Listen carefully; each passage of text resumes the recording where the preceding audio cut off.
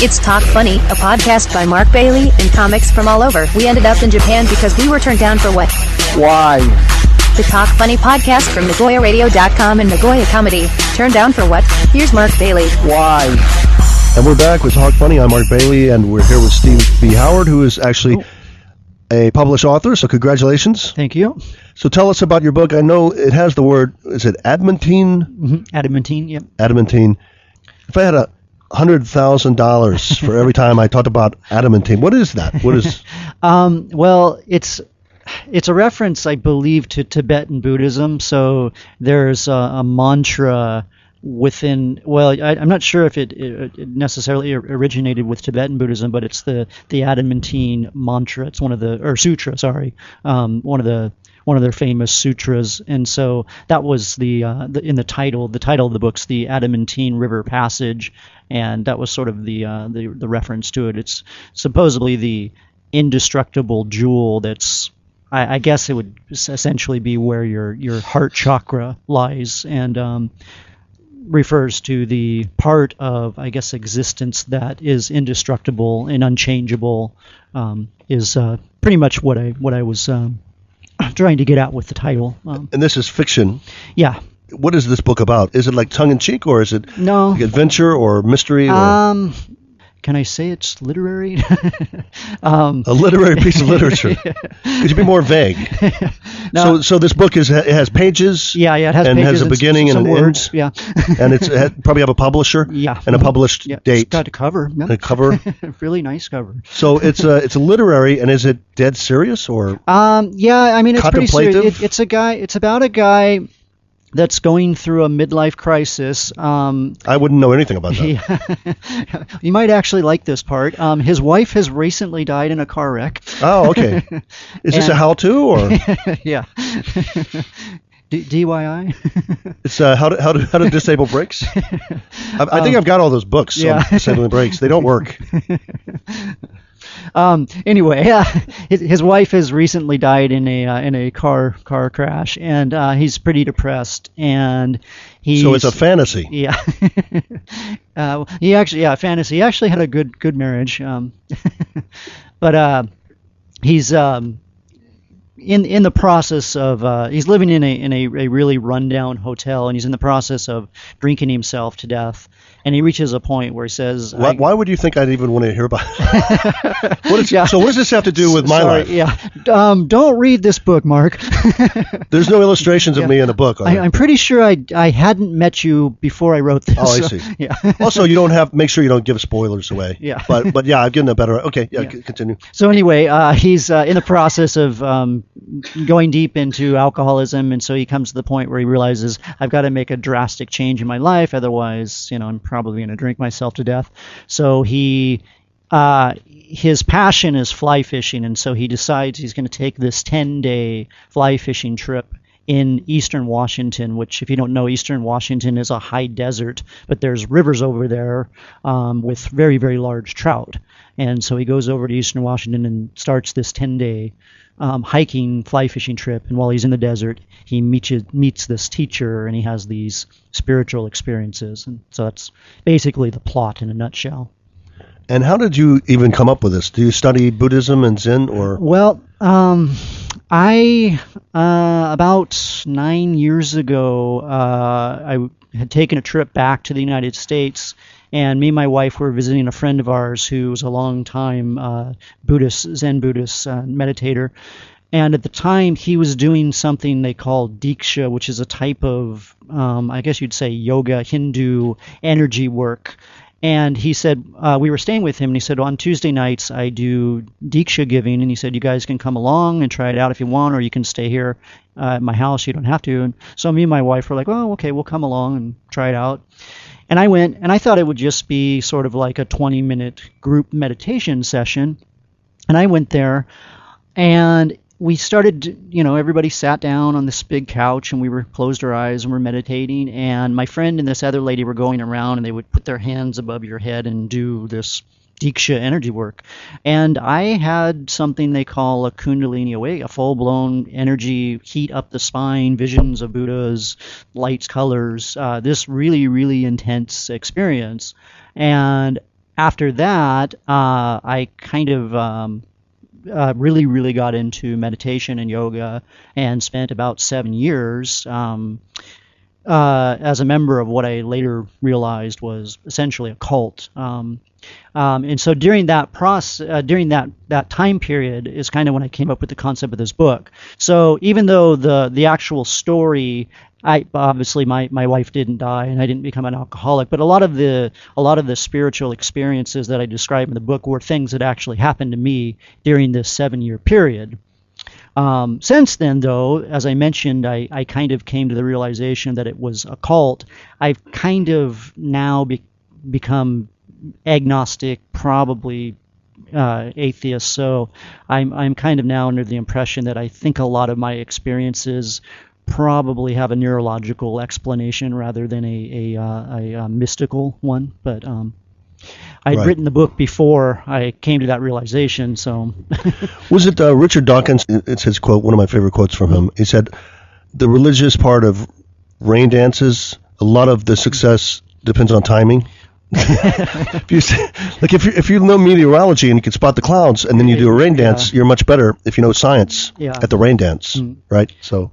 Well, I mean, I don't doubt that people have the experiences. For some people, if they practice meditation or they practice yoga, or even if they go to like a Christian faith healing and stuff, I don't doubt that they have intense experiences because I've had them myself. I just now doubt the explanation of why they happen. One of the reasons why I question it is because a lot of my experiences, if you read literature on people that have done hallucinogenic drugs, a lot of times the experiences they describe and the experiences I had are very, very similar, if not identical. I thought we weren't going to talk about Joe Rogan on this podcast. Deprivation tanks? Yeah, DMT? Edibles?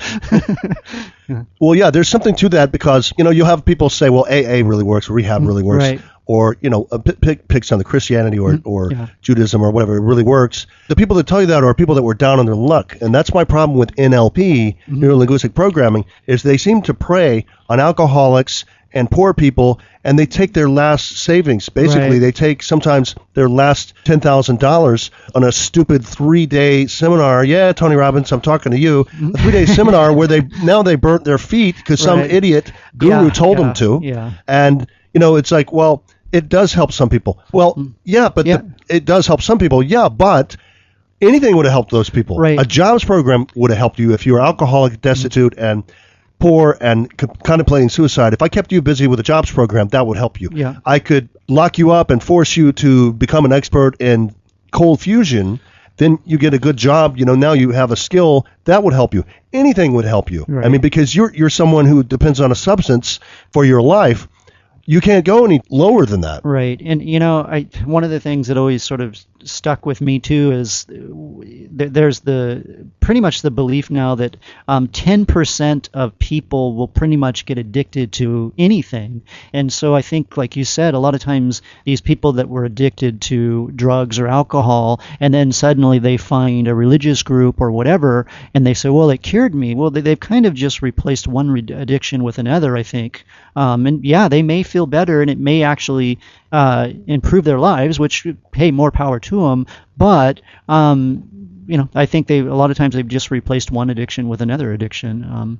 Yeah, I had a girlfriend who was, I'm not even sure there's a term for this. I would call it she had a joiner addiction. She was just addicted to joining things, and basically conformity addict. Yeah. And first she was born again Christian, and then she was Amnesty International, and then she was Aspen, Colorado.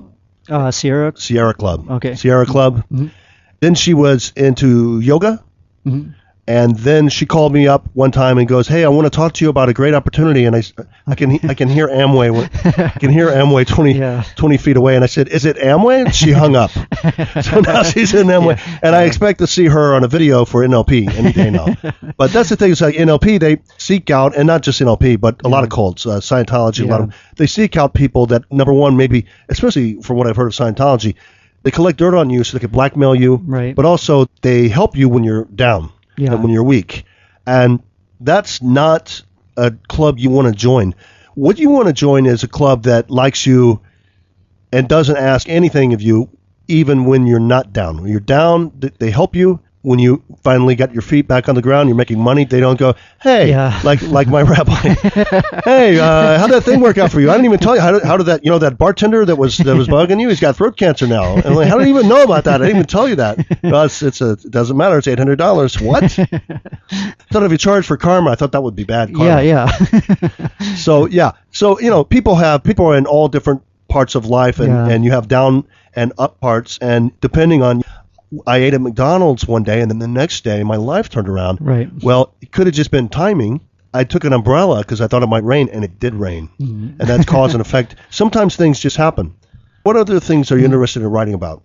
Well, my background is really in short stories. That's kind of what I started writing. When I started college, my plan was I wanted to be a computer science major, but after failing Algebra 101 3 times, I realized that maybe my brain isn't quite prepared to do the type of math that's going to be required to be a computer science major. So I realized, writing had always come relatively easy to me, and I always enjoyed it. So yeah, in the middle of my third year in college, I was like, oh, okay, I'm going to be a English literature major, and that's why I decided to become a writer. But I started out mainly with short stories, and I had some success with publishing them over the years. I kind of came to the realization that writing a short story is sort of like a sprint, and writing a novel is more like a marathon. And I'm not a real good marathon runner, well, there's a lot of distractions in Japan here too. You're working here, even writing our bits. It's like right. I need to lock myself away for about 4 hours, turn off my phone, no Facebook, nothing. Yeah. And I write, and I know because I'm going to get derailed. Yeah. And some friend calls, and I go have lunch with him. I've completely lost my momentum for my 10-minute set I was about to write. Yeah. And writing it, getting it in paper is the most important part. Mm-hmm. You don't get it into paper, you can never edit it, right? Yep. And so, there's a lot of distractions here too. And I'll bring up the elephants in the room. When you're married, it's just, and married with kids, and that's a different episode, of course. When you're married with kids, you have to write. I write as fast as I can on my memo pad before my wife brings me tea or something, and now I forgot I had something hilarious to say about Liechtenstein, and now it's gone. Yeah. And so you have to, before you get distracted, especially in Japan, there's a lot of distractions. Yeah. Well, in my case too, you're probably the same. A lot of my best ideas come to me right as I'm about to fall asleep. And there's been nights where, because I don't want to wake up my wife and son, so I literally will stay awake all night long just so I can try to keep the idea in my head, and then when it's time for them to wake up in the morning, I'll jump up and jot down some notes so I can keep it. Otherwise, if I fall asleep, more than likely I'm going to lose it. So there's been times where I've literally stayed awake all night just holding the idea in my head, going over and over it. In fact, the Bigfoot routine that I'm somewhat famous for, actually that was that case. I heard Joe Rogan was talking about Bigfoot erotica on his show, and that's where I got the idea for it. What are you laughing at, man? It's real.